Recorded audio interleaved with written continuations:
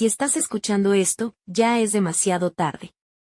No sé dónde estoy, ni cómo terminé aquí, en esta oscuridad infinita. Pero sí sé cómo comenzó todo. ¿Por qué fui tan tonta? ¿Por qué seguí? Mi madre tenía razón, la curiosidad mata al gato. Y mi curiosidad me trajo hasta aquí.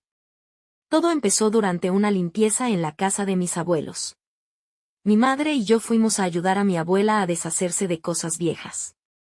Entre ellas había una grabadora antigua que mi abuelo había conseguido antes de morir, cuando yo era pequeña. Lo curioso es que, a pesar de lo vieja que era, aún funcionaba. Mi abuela me permitió quedármela en lugar de tirarla. Ella sabe cuánto me gustan los objetos antiguos. Ya tengo un tocadiscos y una máquina de escribir, entre otras cosas. Decidí conservarla. Ese fue mi error. El inicio de todo. Al principio no pasó nada extraño. Usé la grabadora para registrar melodías o ideas que se me ocurrían de repente. El problema comenzó cuando quise escuchar las grabaciones que había hecho mi abuelo.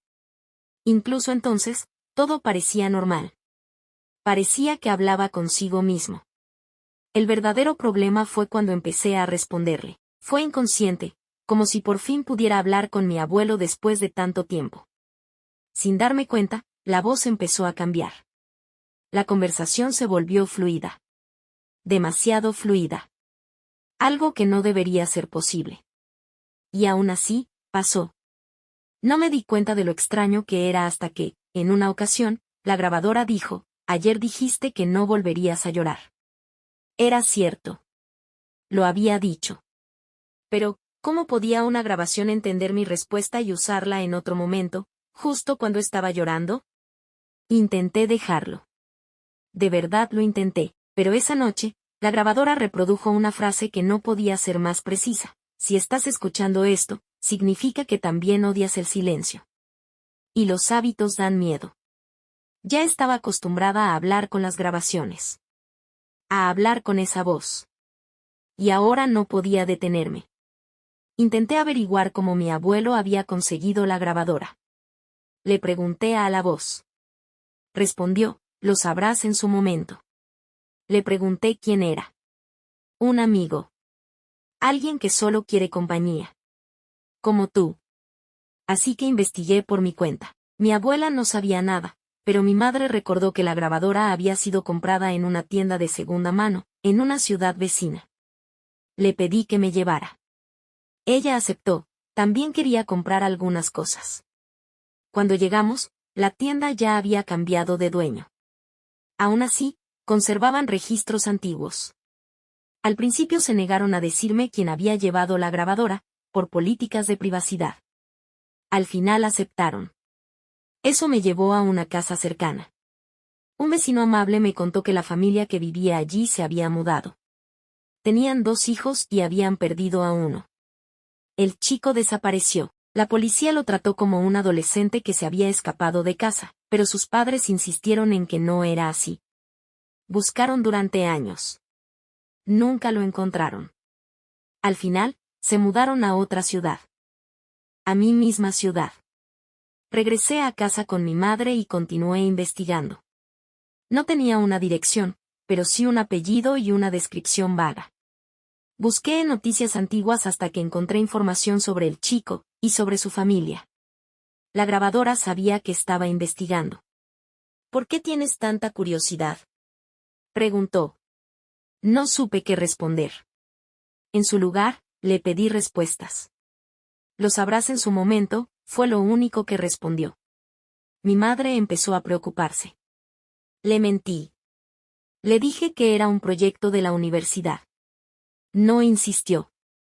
Ahora deseo que lo hubiera hecho. Descubrí que el hijo que aún vivía iba a mi misma universidad. Me acerqué a él y le conté sobre la grabadora. Le dije que había pertenecido a mi abuelo y, antes de eso, a su familia. Que quería saber su origen para un trabajo de investigación. Aceptó llevarme a su casa para preguntar a sus padres. Al principio me recibieron bien. Pero todo cambió cuando mencioné la grabadora y les mostré una foto. La madre entró en pánico. El padre se puso serio. Me pidió que me fuera. 2 días después volví a ver al chico en la universidad. Me acerqué para disculparme. Él también quería hablar conmigo. Me contó la verdad. La grabadora había pertenecido a su hermano. Al principio todo fue normal. Luego lo escuchaban hablar solo en su habitación. Decía que grababa ideas. Después se obsesionó. No dejaba que nadie la tocara. Y una noche, desapareció. La policía pensó que había huido. Discutía mucho con sus padres. Pero su madre estaba segura de que había sido la grabadora. Había pasado lo mismo antes. Un padre viudo la tuvo. Sus hijos la vendieron después de que él desapareciera. La madre intentó destruirla y no lo consiguió. Antes de despedirnos, el chico me dio un mensaje de su madre: no escuches esa grabadora. No hables con ella. Pero sobre todo, deshazte de ella antes de que ella no terminó la frase. Esa noche le pregunté a mi madre por mi abuelo. ¿Cómo había muerto? Si fue una enfermedad. Dudó. Tu abuelo no murió, dijo finalmente. Desapareció. Nunca encontramos pruebas. Con el tiempo, lo dimos por muerto. Eso solo significaba que mi abuelo fue el más reciente. Subí a mi habitación. La grabadora estaba encendida. Yo la había dejado apagada. No dijo nada. Yo tampoco. La apagué. Tenía que deshacerme de ella. Decidí quemarla. La llevé al patio. Preparé una fogata. Cuando regresé con los fósforos, la grabadora estaba encendida otra vez. Me acerqué lentamente y la apagué. Continué con la fogata hasta que lo escuché. La grabadora se encendió nuevamente y se escuchó una respiración, como si alguien se estuviera conteniendo. Y un susurro: joven, sin emoción, si estás escuchando esto, ya es demasiado tarde. Intenté girarme. Pero ya no había nada. No sé cuánto tiempo llevo aquí.